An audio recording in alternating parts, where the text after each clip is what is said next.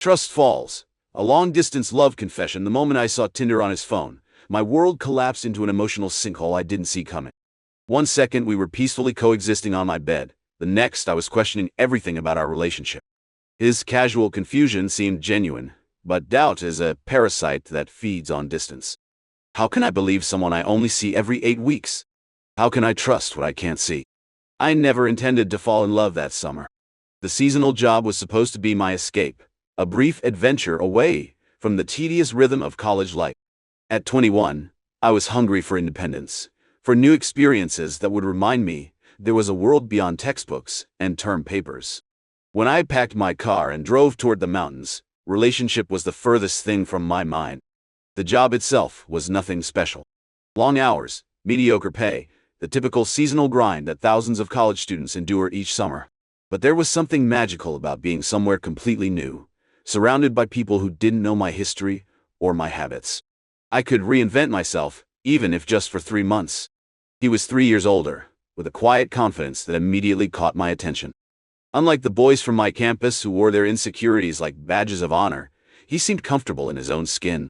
We were assigned to the same team, which meant 8-hour shifts of stolen glances and casual conversations that gradually evolved into something deeper.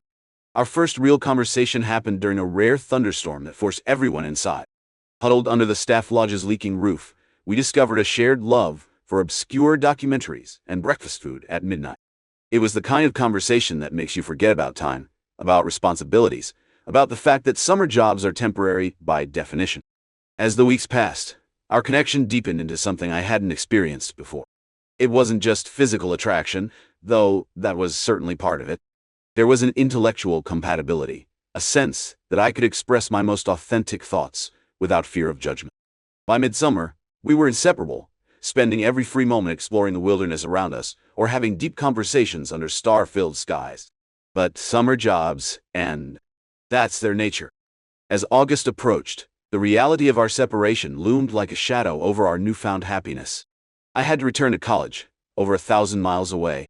He had his own life, his own job that offered more flexibility, but still kept him tethered to a place that wasn't mine. The night before I left, we stayed up until sunrise talking about possibilities. Long-distance relationships rarely worked. We both knew the statistics. But there was something about what we'd found that seemed worth fighting for, worth the inevitable heartache of separation. So we made promises, downloaded video chat apps, and convinced ourselves that distance was just a temporary obstacle. As I drove away that morning, watching him grow smaller in my rearview mirror, I felt a mixture of hope and dread. Summer romances were supposed to end with summer. That was the unwritten rule. But we were determined to be the exception. The first month apart was surprisingly manageable. The emotional high of our summer together carried us through. We texted constantly, called each other every night, and scheduled video dates where we'd watch the same movie simultaneously, commenting throughout, as if we were sitting on the same couch. The distance felt conquerable, a temporary inconvenience rather than a fundamental obstacle. Reality set in during month 2. My course load intensified, limiting my free time. His work schedule became more erratic, making our calls less predictable. The 6-hour flights between us suddenly seemed more insurmountable, both financially and logistically. We were existing in parallel universes that occasionally intersected but remained fundamentally separate.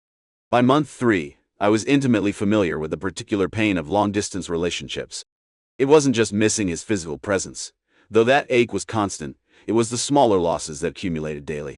The casual touches, the shared meals, the ability to read each other's moods through subtle facial expressions rather than carefully crafted texts. Technology connected us, but it was a pale imitation of real togetherness. Still, we persevered. We developed routines that helped bridge the gap. Good morning texts, good night calls, weekly virtual dinner dates, where we prop our phones up and eat together, despite the miles between us. We sent care packages filled with inside jokes and small treasures. We became experts at sustaining intimacy through screens and microphones. When we did manage to see each other, about once every 2 months, the reunions were intoxicating. Time compressed. Hours felt like minutes. Every moment became precious, heightened by the knowledge that our time together was finite. We crammed weeks of togetherness into a long weekend, then faced the crushing disappointment of another airport goodbye. Despite the challenges, I found myself growing more attached, not less. The distance forced us to communicate in ways that many couples never need to. We couldn't rely on physical intimacy to paper over conversational cracks. We had to actually talk, to express our needs clearly, to address problems directly. In some ways, the 1,000 miles between us accelerated our emotional connection even as it frustrated our physical one. By the 9-month mark, I had adjusted to the rhythms of our unconventional relationship. The longing remained, but it had become a familiar companion rather than an acute distress.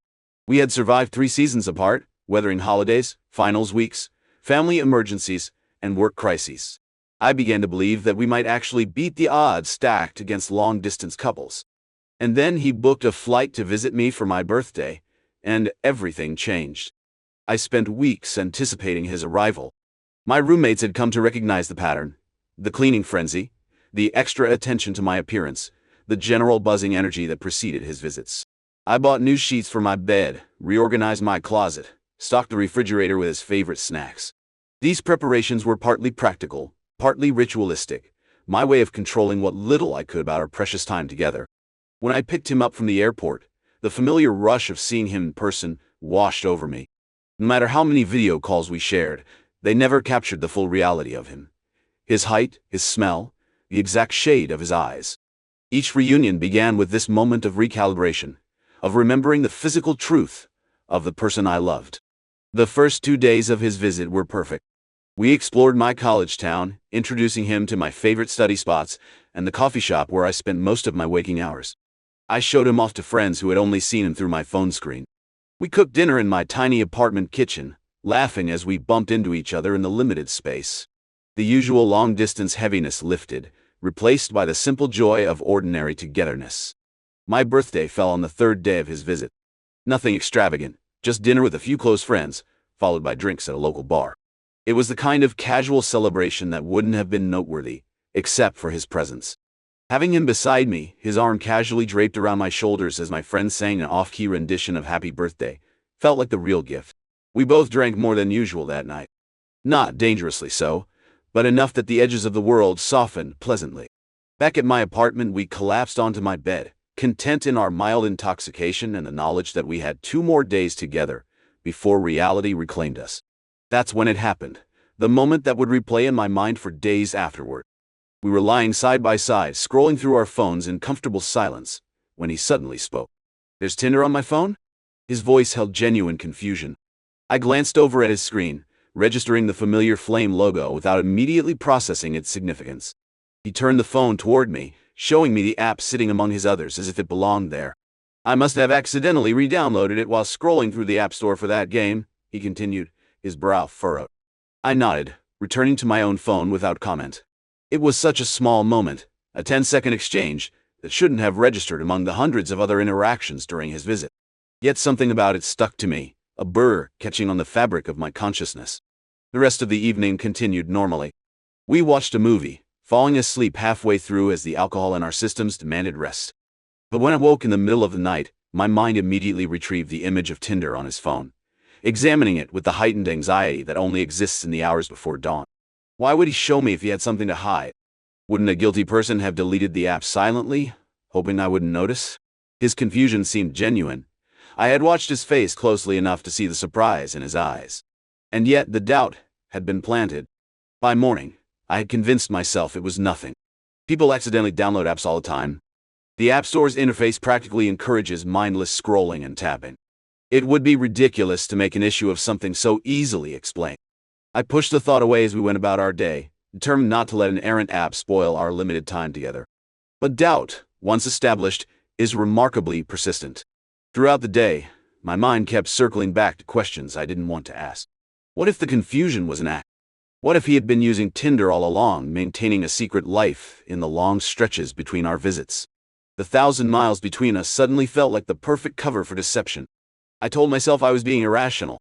This man had never given me reason to doubt him. He had been consistently attentive, emotionally available, willing to invest time and money to maintain our relationship across difficult circumstances. We had explicitly discussed cheating early in our relationship, both agreeing it was an absolute deal-breaker. Everything I knew about him suggested he was trustworthy. Yet the image of that app lingered, gaining significance with each mental replay. By the evening of my birthday, the combination of lingering alcohol in my system and mounting anxiety created a perfect emotional storm. We were having drinks in my apartment when I felt the first tears begin to fall. He noticed immediately, setting down his glass and moving closer to me on the couch. "What's wrong?" he asked, his voice thick with concern. And then it all spilled out. My fears about the distance, my insecurities about our future, and finally, the nagging doubt introduced by that damn dating app. Once I started talking, I couldn't stop. Years of relationship anxiety that predated him entirely came pouring out in an incoherent stream of tears and fears. His response was everything it should have been.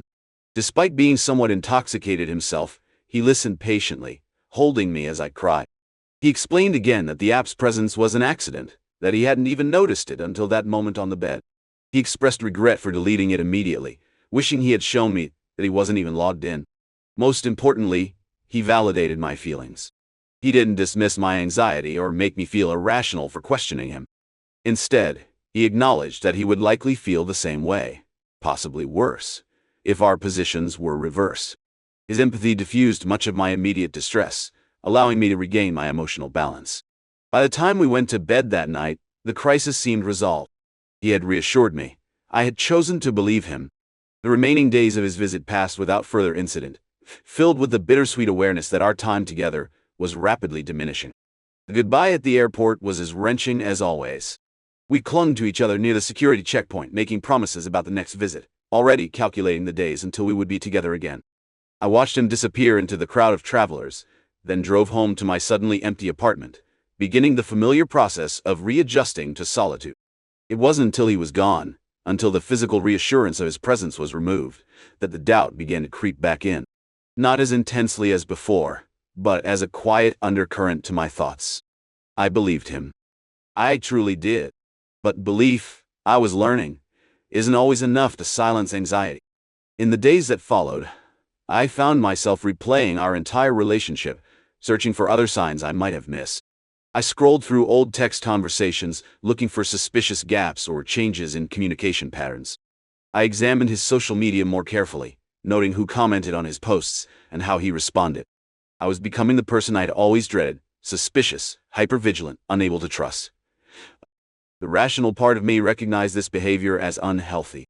One accidentally downloaded app didn't justify this level of retrospective investigation. But anxiety isn't rational. It feeds on uncertainty, and long-distance relationships provide uncertainty in abundance. What bothered me most wasn't the possibility that he might be cheating, though that fear existed, but rather the realization of how fragile my trust had become. 9 months of separation had quietly eroded something I thought was solid. The physical distance had created emotional distance I hadn't fully acknowledged until that moment on my bed, staring at a dating app icon that shouldn't have mattered, but somehow did. A week after his departure, I found myself sitting on my bed, phone in hand, thumb hovering over his contact. I wanted to bring up the Tinder incident again, to seek additional reassurance that would finally quiet my doubts. But I hesitated, aware that doing so might communicate a lack of trust that could damage our relationship more than any dating app. In the age of smartphones and social media, trust has become more complicated. Our digital footprints create a record of our activities, making transparency both easier and harder simultaneously. We can share our locations, our online status, our daily activities through various apps. But this abundance of information often creates an illusion of complete access that's impossible to maintain. I couldn't monitor his phone from 1,000 miles away. I couldn't know who he spoke to when we weren't on call. I couldn't verify his whereabouts or his activities except through the information he chose to share. This wasn't unique to our relationship. It's the reality of all human connections. Trust has always required a leap of faith, a willingness to believe without complete certainty. What made long-distance relationships particularly challenging was the absence of casual verification. In traditional relationships, trust is reinforced through daily observations, seeing your partner interact with others, noticing their patterns and habits, witnessing their consistency in person. Distance removed these natural reinforcements, requiring a more deliberate form of trust that sometimes felt like blind faith. As I sat there contemplating another conversation about Tinder, I realized I was at a crossroads. I could continue down the path of suspicion, demanding more explanations and reassurances, potentially eroding the foundation of our relationship, with each expression of doubt. Or I could choose to trust, not naively, but consciously, accepting that uncertainty is part of loving someone you can't see every day. The question wasn't really about Tinder. It was about whether I could sustain a relationship built on trust that couldn't be continuously verified. It was about whether the connection we had built was strong enough to withstand the unique pressures of separation. It was about whether I could manage my own anxiety without projecting it onto him in ways that might eventually fulfill my worst fears. Long-distance relationships carry a particular weight. It's not just the obvious challenges, the limited physical intimacy, the expensive travel, the logistical complications of coordinating across time zones. It's the constant awareness that your relationship exists in a different category, subject to different expectations and different prejudices. People don't hesitate to tell you the statistics, to share stories of failed long-distance relationships, to question your choices with a mixture of pity and skepticism. I could never do that, they say, as if you've chosen something inherently masochistic rather than fallen in love with someone who happens to live far away. The weight of these external doubts compounds the internal ones. In moments of uncertainty, it's easy to wonder if everyone else is right. If you're investing in something fundamentally unsustainable, postponing an inevitable heartbreak rather than building toward a viable future. My boyfriend and I had discussed these challenges openly. We had acknowledged the difficulty of our situation while affirming our commitment to making it work. We had tentative plans for eventually closing the distance, though the details remained fuzzy, dependent on job opportunities, graduate school applications, and other life factors beyond our immediate control. These uncertainties created a perpetual state of liminality, of existing between stability and precariousness. We were committed but constrained, serious but separated.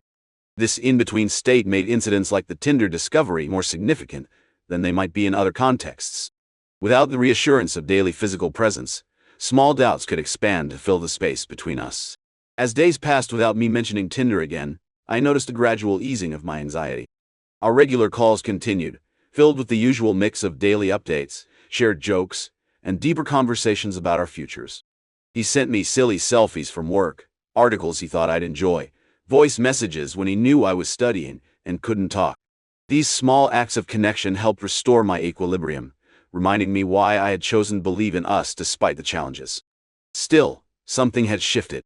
Not dramatically, but perceptibly. I had glimpsed my capacity for doubt, for suspicion, for emotional spiraling when presented with ambiguous information. This self-knowledge was uncomfortable, but valuable.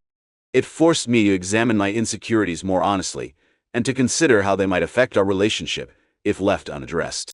2 weeks after his visit, during one of our evening calls, I finally broached the subject again. Not accusingly, not with tears, but with honesty about my lingering discomfort. "I need to talk about something," I began, my heart racing despite my determination to remain calm. "I know we discussed the Tinder thing during your visit, and I believe you when you say it was an accident.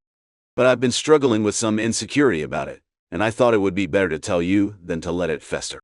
There was a brief silence on the other end of the line, not defensive or angry, just thoughtful.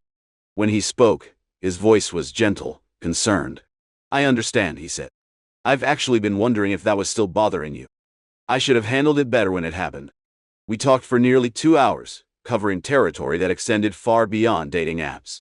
We discussed the particular vulnerabilities of long-distance relationships, the ways in which separation magnified normal insecurities, the importance of reassurance without resentment. It wasn't a conversation about Tinder anymore. It was a conversation about trust and its fragility across distance. He listened as I explained my thought process in the days following his departure. The spiral of doubt, the retrospective analysis of our relationship, the shame I felt about my inability to simply take him at his word. Instead of being defensive, he expressed empathy for my position, acknowledging how difficult it must be to maintain confidence in a relationship conducted primarily through screens and speakers. I listened as he shared his own insecurities, the fear that I might meet someone more convenient, more present in my daily life, the worry that the novelty of our summer together might fade under the weight of prolonged separation, the pressure he felt to make each visit perfect to justify the time and expense involved. The conversation was revelatory, not because it resolved all our issues, but because it demonstrated our capacity to address difficult emotions without defensiveness or withdrawal. It showed that trust wasn't just about believing each other's explanations. It was about creating a space where vulnerability could exist without judgment. By the time we said goodnight, I felt lighter, more centered, more confident in our connection. The Tinder incident had evolved from a source of anxiety to an opportunity for deeper understanding. We had transformed a potential wedge into a bridge. It's been 3 weeks since that conversation, and while I can't claim my insecurities have vanished completely, they've receded to a manageable level. I still have moments of doubt, particularly late at night when the distance feels most acute. But I'm learning to recognize these thoughts as reflections of my own anxiety, rather than indications of his untrustworthiness.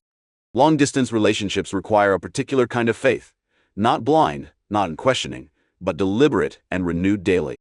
Each morning I make the choice to believe in us, to trust that what we're building is worth the complications and compromises. Some days this choice comes easily. Other days it requires conscious effort. I've come to understand that trust isn't a static achievement, but an ongoing practice. It's not something you establish once and then rely on indefinitely. It requires maintenance, reinforcement, occasional recalibration when circumstances change or challenges arise. The Tinder incident was one such moment of recalibration, painful in the moment, but ultimately strengthening. Our next visit is scheduled for 6 weeks from now.